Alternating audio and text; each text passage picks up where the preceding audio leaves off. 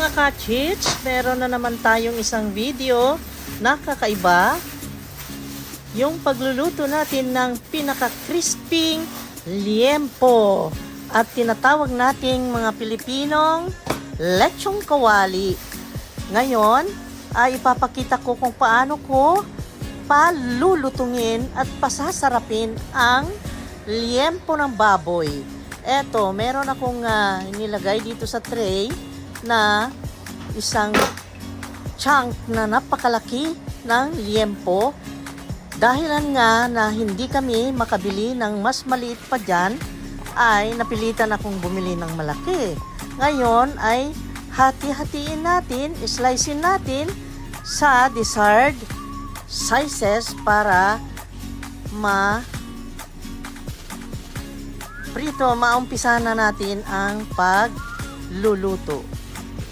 Ayun guys, ayan, pinagayat ko sa asawa ko dahil medyo may problema ako sa paggagayat ng ganyang makapal.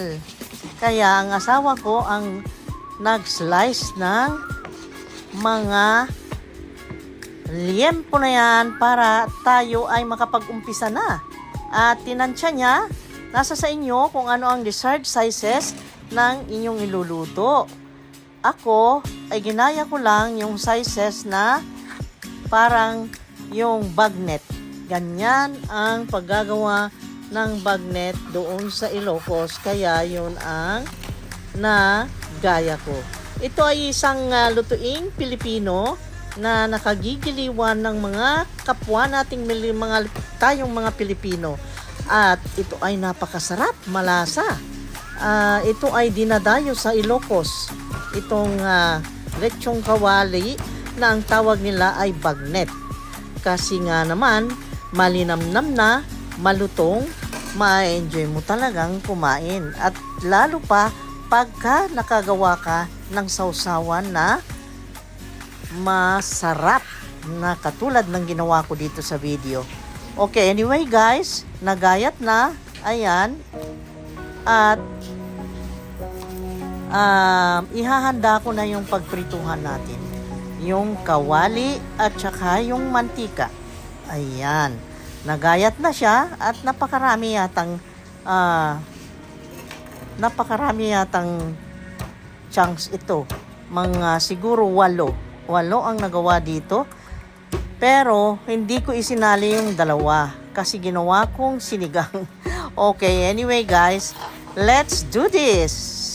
Okay, subaybayan nyo kung paano ko palulutungin ito at pasasarapin. Ayan na guys.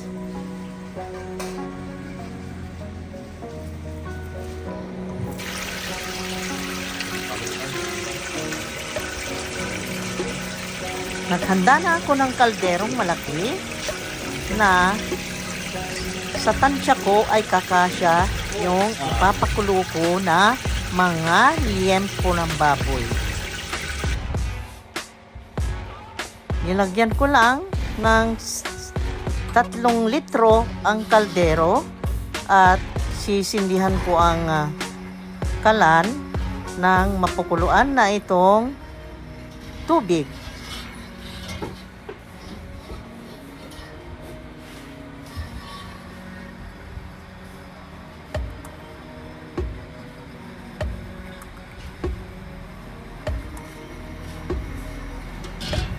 Tinakpan ko.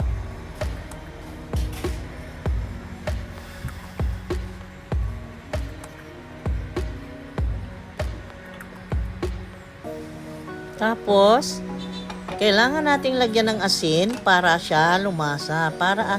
Para lumasa ang karne na ilalagay natin, ay lagyan natin ng abundant na asin. Abundant amount na sa tansya mo ay ma-absorb na nung karne na pakukuluan mo. Ayan, siguro maybe may 8 kutsara yan nilagay ko dyan. Tapos ilagay na rin natin ang pangsahog para siya maging aromatic.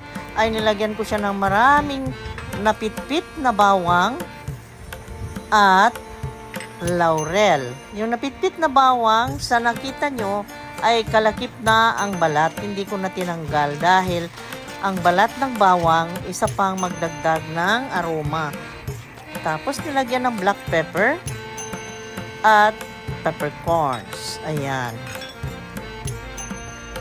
Takpan uli at hintayin kumulo.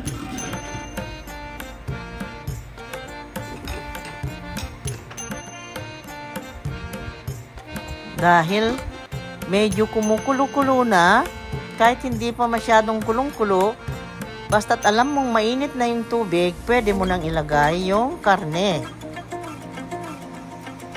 Yung tama lang na lumangoy siya doon sa tubig na talagang naka-immerse siya para sa ganon ay lumasa yung mga nilagay na rekado.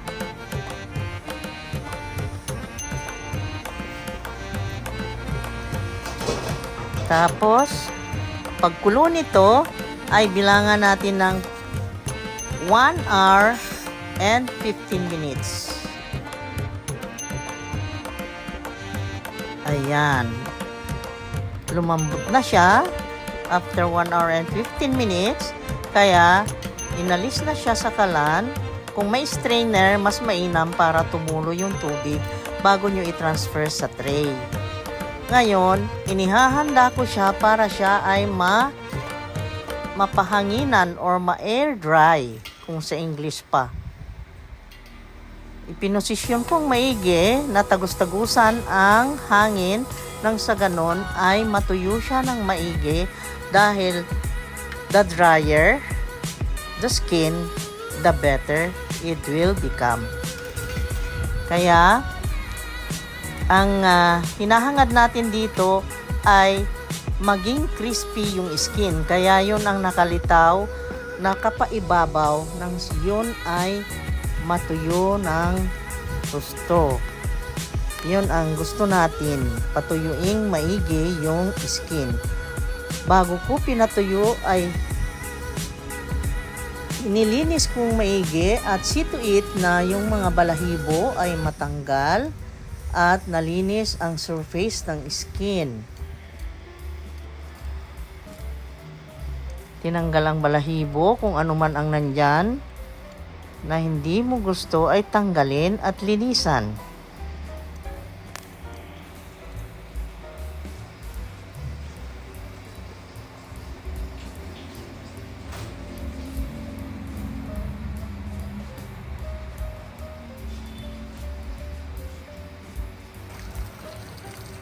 Tapos, pinahanginan sa labas. Doon sa tinatamaan ng sinag ng araw na siyang makapagpatuyo sa kanya para sa ganon maganda yung kalabasan ng ating liempo or ang ating lechong kawali. Hahayaan ko siyang nakabilat ng 2 oras. Ngayon, tapos ang 2 oras, ihanda ko naman ang kawali at ang mantika. Pinainit ko ng kawali.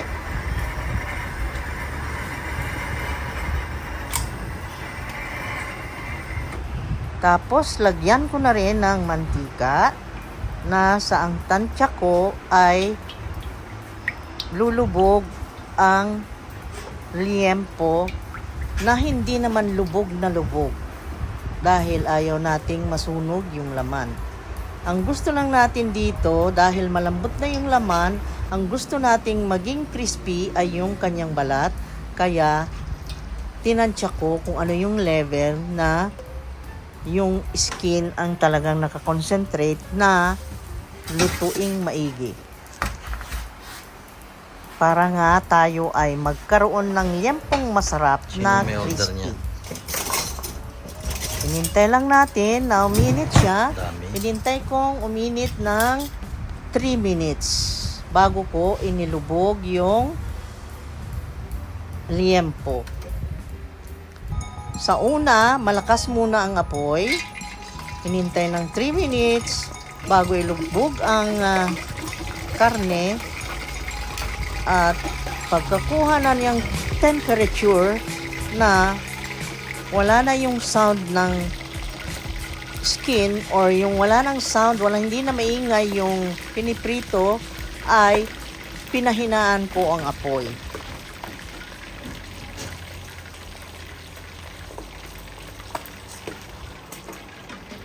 Malakas pa yung apoy dyan. Mamaya ay pahinaan ko rin yan pagka nakuha na yung pinakainit na temperature ng mantika.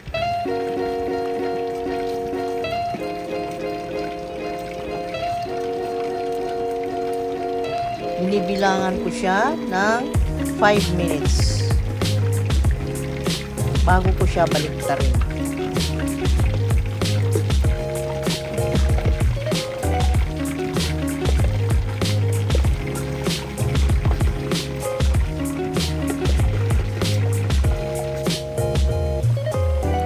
Pagkatapos ng 5 minutes, ay baliktarin.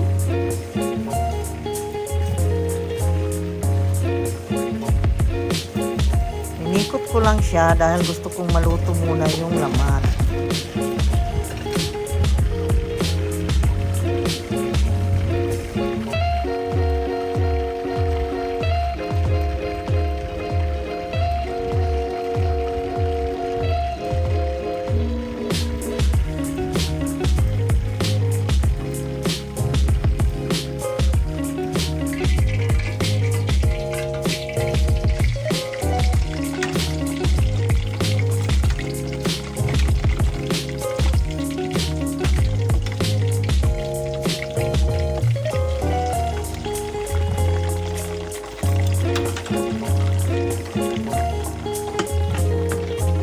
Hinaan ko na yung apoy at ngayon ay baliktarin ko na siya. Pagkatapos uli ng 5 minutes ay baliktarin na para naman yung laman ay maluto.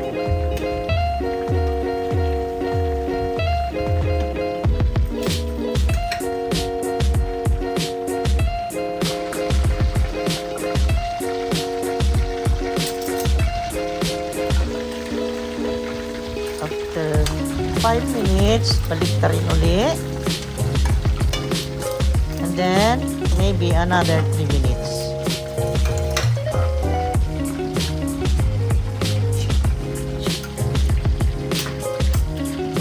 Dahil sa na-notice ko, hindi pa siya crispy. 2 beses ko siya prinito ng magkabilaan. Hanggang nakuha ko rin yung crispiness na ninanais ko. Kaya ayun guys, ang sikreto lang ito, kapag kaprito mo at hindi pa siya crispy, ay ulitin mo ulit sa pagpiprito. Mas mainam kung pagkaprito mo ay pahanginan mo konti, mga maybe 15 minutes bago mo prituhin ulit. Hanggang makuha mo yung crispiness na gusto mo. Ganun lang ang sikreto nito guys na ginawa ko. At ang number 1 na importante ay naibilat ko siya ng 2 hours sa labas and then bago pa na prito. Ganun lang kasimple ang pagluluto ng lechong kawali.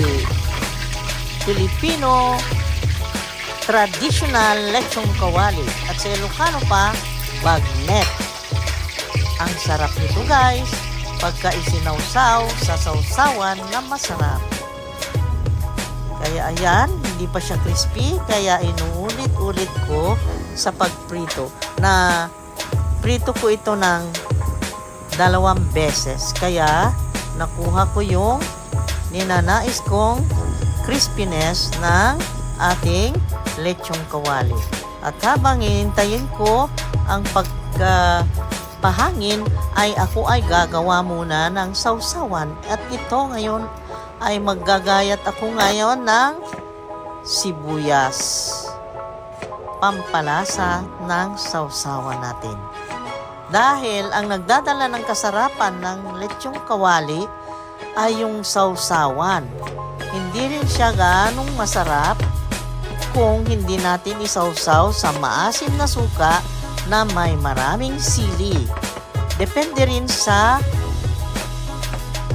panlasa nyo. Kung gusto nyo manghang, pwede nyo lagyan ng sili. Kung gusto nyo hindi masyado, lagyan nyo lang ng konti. At eto, sibuyas lang at sili na ginayat ay sasarap na ang ating sausawan. Siyempre, may toyo din yan. Lagyan natin ng toyo para mas lalong lumasa. Matamlay pag walang toyong ilagay. Kaya lalagyan din natin ng toyo.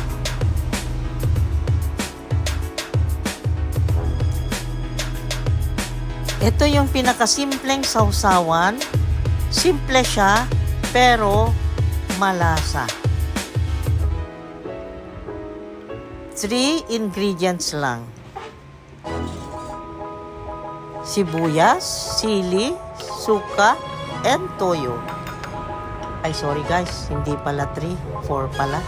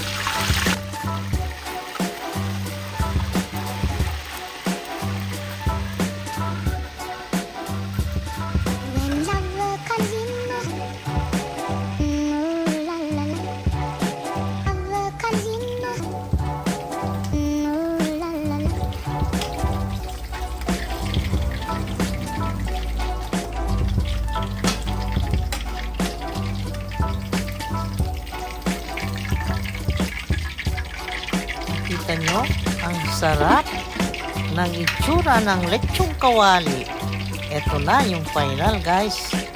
Yang itsurang yan, pwede na yan. Palamigin lang para siguradong maging crispy bago kainin, ha.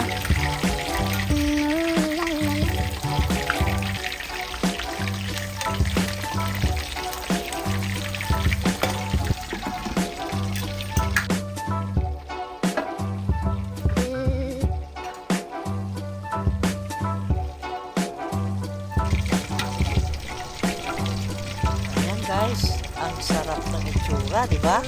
Nakita mo? Malutong na malutong yan.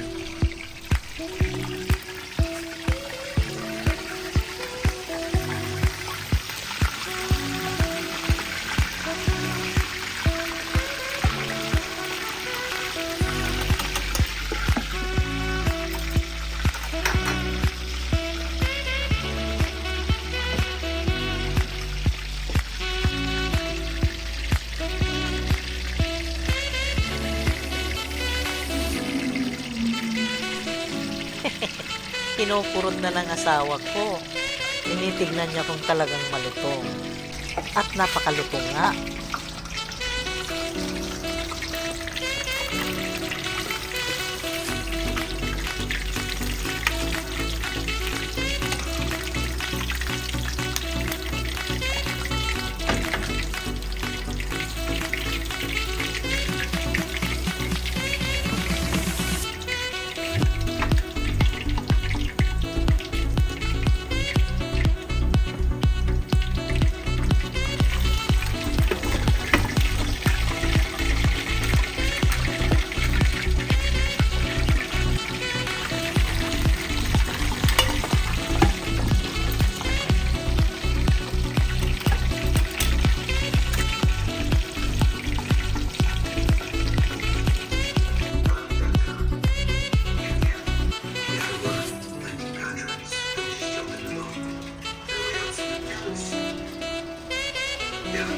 Nakakatakam ang itsura, di ba?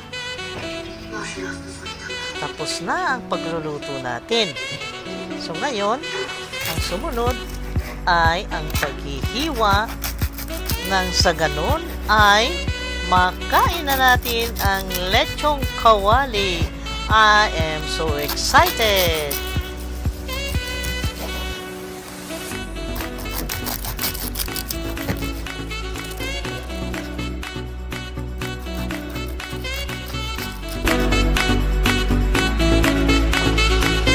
Okay guys, tapos na yung niluto natin ay ayan, nakita nyo naman.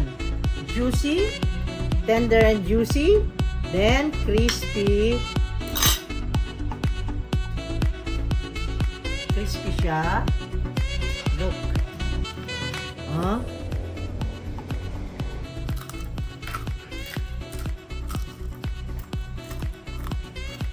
May ano, sausawan, spicy.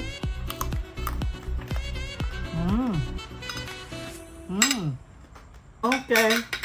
See you on the next video guys. Sana naibigan nyo yung pagluto ko ng lechong kawali. Ito ang pinaka-crispy na lechon kawali at napaka-tender. Okay guys, thank you. Bye-bye. Sinta ka. Ano ba yan? Tama na, tama na. You want spicy?